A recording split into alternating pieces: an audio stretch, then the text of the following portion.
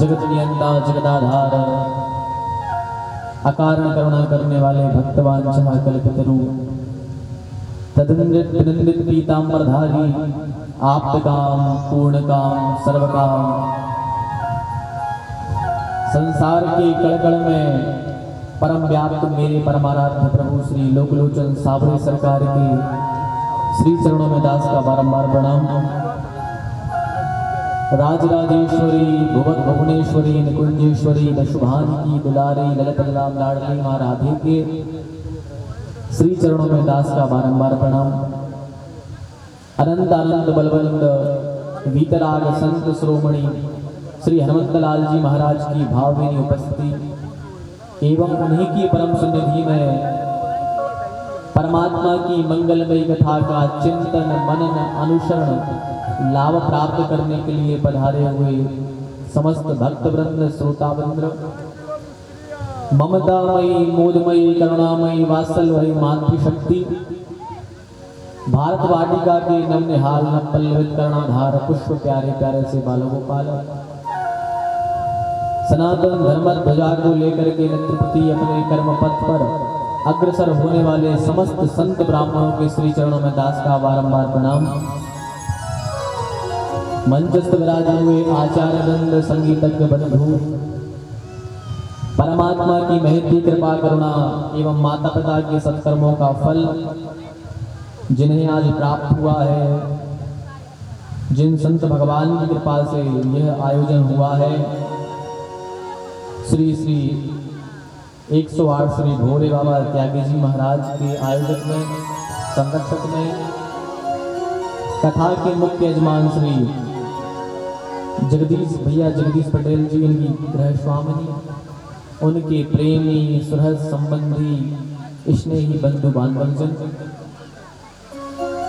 और इस कथा पंडाल में विराजे हुए आप सभी के लिए इस व्यास मंच से तुलसीदास जी की एक चौपाई के द्वारा सिय राम मैं सब जग जानी करहूं प्रणाम जोरी जोग पानी। आप सभी के लिए आप सभी के हृदय में विराजे हमारे श्री सीताराम जी के श्री चरणों में दास का बारंबार प्रणाम।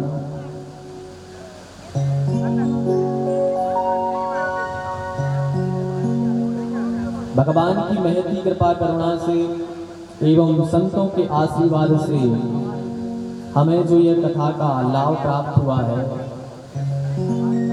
ये सब संत की ही कृपा है, ये संतों की ही कृपा है।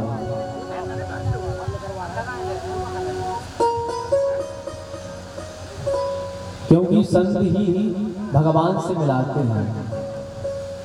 आज तक आप देखिए जितने भी भक्त हुए हैं, प्रहलाद जी हैं, ध्रुव जी हैं और भी जितने भक्त हुए हैं, इन सबको किसी संत के द्वारा ही भगवान की प्राप्ति हुई है। जब ध्रुव जी की अवस्था केवल 6 वर्ष की थी तो नारद जी मिल गए, नारद जी ने भगवान की प्राप्ति करा दी।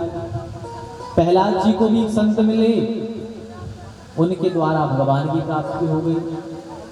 ऐसे अनेकानेक भक्त हुए हैं जिनको संत के द्वारा ही भगवान से भेंट हुई है। तो हम सब भी बड़े सौभाग्यशाली हैं कि एक संत की ही सन्निधि में हम सब यहाँ कथा सुनने के लिए विराजे हैं। ये सब हमारे बड़े सौभाग्य हैं।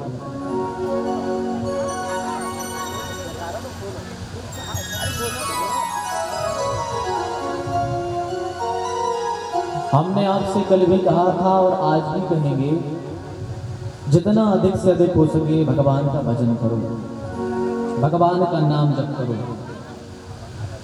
जितना अधिक से अधिक बन सके भगवान का नाम जप करो। क्योंकि भैया मानव जीवन की यही सार्थकता है कि हमारी जिह्वा से भगवान का नाम निकले।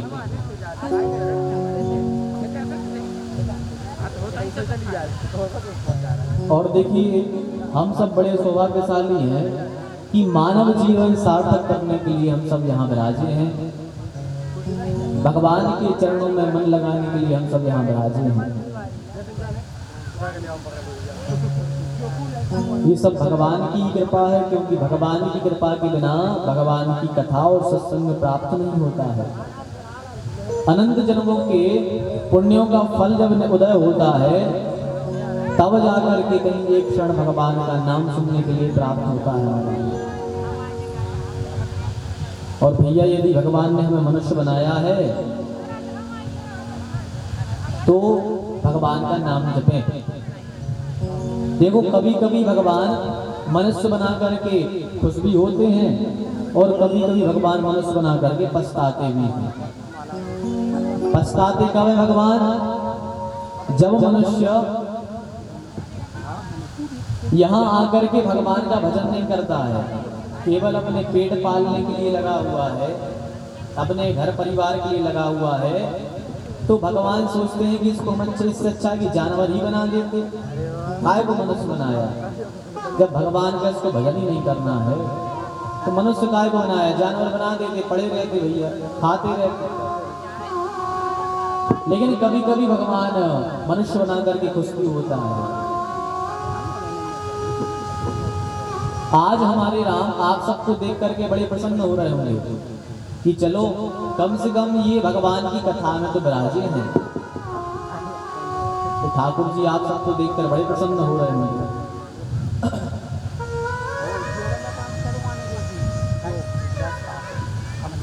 पर मनुष्य की सार्थकता तभी है जब अधिक से अधिक भगवान का नाम हो, हमारी जयबाजी नाम निकले।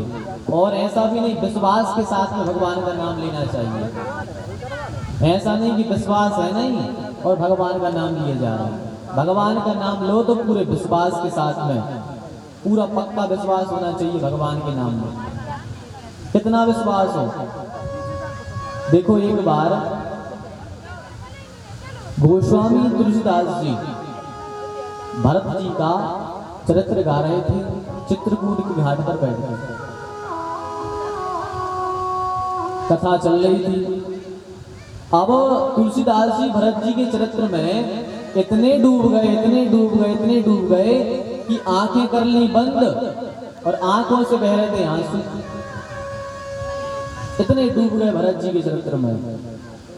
अब भैया श्रोता तो श्रोता है, श्रोता का एक समय होता है। अब जैसे आपका भी समय है तो भाई आप 3 से कथा है तो 6 तक बैठोगे, अधिक से अधिक 7 तक बैठोगे। लेकिन जैसी कथा बढ़ती जाएगी तो आप एक एक करके अपने घर चले जाओगे। तो श्रोता उसका एक निश्चित समय होता है। अब तुलसीदास जी सुना रहे कथा, आंखें कर ली बंद, आंखों से बह रहे थे आंसू। एक एक करके सारे श्रोता अपने घर चले गए, केवल एक बैठा रहा, बाकी सब चले गए। तुलसीदास जी ने आंखें खोली और देखा कि एक बैठा है, तो सोचा चलो कम से कम एक तो बैठा है। एक ने तो कथा को सुना, एक तो है भगवान का प्रेमी और बूंद बूंद से सागर भरता है, तो सोचा चलो एक ने तो सुनी है कथा। अब तुलसीदास जी मंच से उतरे और उसके पास गए, बोले बेटा जब सब चले गए तो तुम काहे नहीं गए? जब सब चले गए तुम काहे नहीं गए? तुम्हें भी चले जाना था। उसने कहा महाराज कथा ही इतनी अच्छी हो रही थी कि मन ही नहीं हुआ घर जाने का। बोले अच्छा, अच्छी बात है। अब तुलसीदास जी ने सोचा भैया अच्छा पक्का श्रोता मिला है, भगवान का पक्का भक्त है।